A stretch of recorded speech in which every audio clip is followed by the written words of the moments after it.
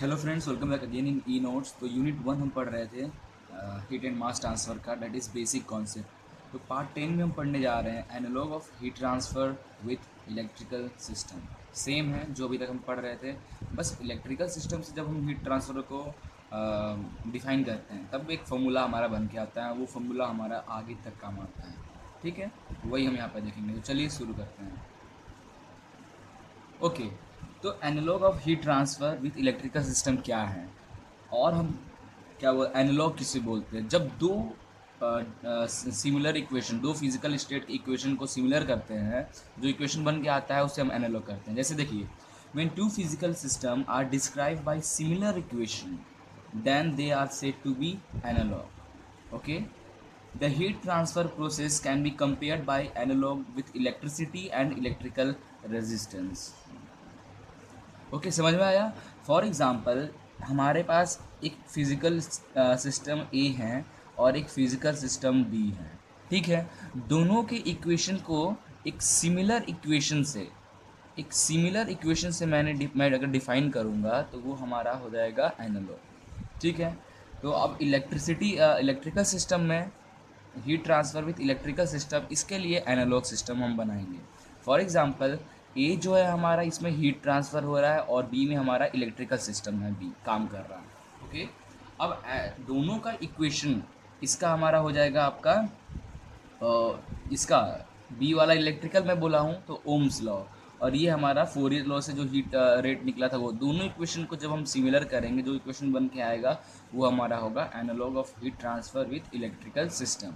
Okay, now as we know from Ohm's law, current I, electrical system की बात करें, current I is equal to V upon R, और आपको पता होगा V is equal to I R होता है, पता था ये फॉर्मूला में ओम्स लॉ में।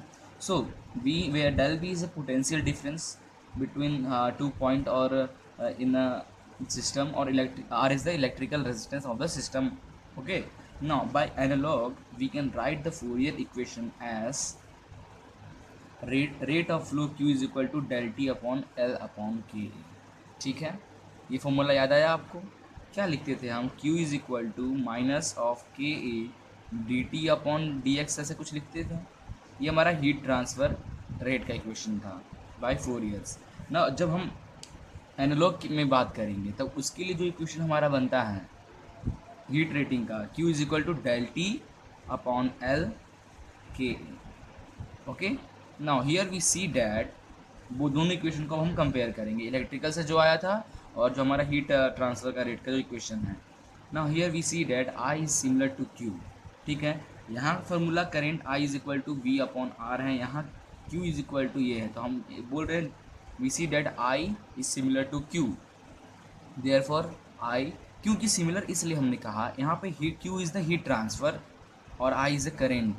ठीक है, फॉर एग्जांपल ये हमारा कुछ है, इससे क्या ट्रांसफ़र हो रहा है? हीट, और इस पर जब हम करंट डालेंगे तो करंट ट्रांसफ़र होता है, तो हम कह सकते हैं दोनों सिमिलर हैं। ठीक है, तो I is equal I similar to Q, where del V is similar to del T. Okay, ये del T is similar to del V, and L upon K A is similar resistance. ठीक है, L upon K ए क्या है? Electrical resistance. ठीक है, therefore thermal resistance क्या हो जाएगा? थर्मल रेजिस्टेंस या फिर conduction R is equal to L upon K. इससे पहले भी हम ये फॉर्मूला हम देखे थे। ठीक है, तो थर्मल रेजिस्टेंस का फॉर्मूला क्या हो जाएगा? एल अपॉन के ई। ठीक है, फॉर सिंगल सिस्टम के लिए। ऐसे अगर और सिस्टम आ गए, तो जैसे कि सीरीज़ में आ गया, कुछ ऐसा आ गया, इसका ये R1 हो जाएगा, ये R2 हो जाएगा, R3 हो जाएगा, तो इस सीरीज़ में हो जाता है R1 plus R2 plus R3। ये तो आपको पता होगा। तब इसके लिए जो क्वेश्चन मिलेगा L1 के तो कांस्टेंट A1 प्लस L2 हो सकता है अगर डिसिमिलर हो K2 A2, ऐसे L3 K3 A3। ठीक है, तो ऐसे कर कर हम अपना इक्वेशन बना के इसे सॉल्व करेंगे। ओके, तो एक न्यूमेरिकल है इस पर, वो हम देखते हैं, फिर नेक्स्ट टॉपिक में चलेंगे। ओके, तो चलिए शुरू करते हैं। नाउ ये हमारे पास न्यूमेरिकल है, इसे आपको समझना है। ठीक है, तो the interior of an oven is maintain at a temperature 850 degree Celsius. मतलब ये ओवन है, ठीक है। फॉर एग्जांपल ऐसा कुछ है तो मैं इसका सिर्फ वाल बना रहा हूँ, ठीक है। ये ओवन, ये क्रॉस सेक्शन इसका, मैं समझ लीजिए ओवन को मैं एक पार्ट कट करके आपको दिखा रहा हूँ, ठीक है। एट यहाँ पे जो टेम्परेचर है अंदर T1 that is 850 degree Celsius, the oven wall is 500 mm thick. Oven का जो वाल है वो कितना है, 500 mm थिकनेस है उसका, ठीक है। The oven wall is 500 thick and are fabricated from a material having K is equal to 0.3। Thermal conductivity जो K है, जो हम मटेरियल लिए हैं उसका K जो है वो कितना है, 0.3 watt metre degree Celsius per metre degree Celsius, okay. For outside wall temperature is इतना, और आउटसाइड वाल का जो टेम्परेचर है T2 वो कितना है आपका 250 degree Celsius, okay. Calculate resistance to heat flow और हीट फ्लो रेट, ठीक है। मतलब हमें इलेक्ट्रिकल सिस्टम एक कैलकुलेट करना है और एक आपका हीट एक्सचेंज सिस्टम, ठीक है। नाउ T1 हमारा 850 डिग्री सेल्सियस, T2 हमारा 250 डिग्री सेल्सियस, L हमारा है 500 mm ये थिकनेस, ठीक है। तो हम इसे मीटर में चेंज कर लेते हैं 0.5 मीटर, ठीक है, 1000 से डिवाइड करके। Now K is equal to इतना दिया हुआ है, ओके। नाउ अब रेजिस्टेंस टू हीट फ्लो का इक्वेशन अभी हमने देखा, थर्मल रेजिस्टेंस का formula R is equal to L upon K A, where L is a thickness 0.5 upon K क्या है हमारा 0.3 दिया है, इनटू एरिया 1। एरिया 1 हम इसलिए लिए हैं कि अगर आपको एरिया दिया हो तो क्वेश्चन में, तब तो आप यहाँ पे एरिया इंक्लूड कर लेना, अगर नहीं दिया हो तो अब आप 1 लेके चलोगे, ठीक है। अदरवाइज ऐसे कुछ लिखा होगा यूनिट एरिया ऐसा कुछ, ठीक है।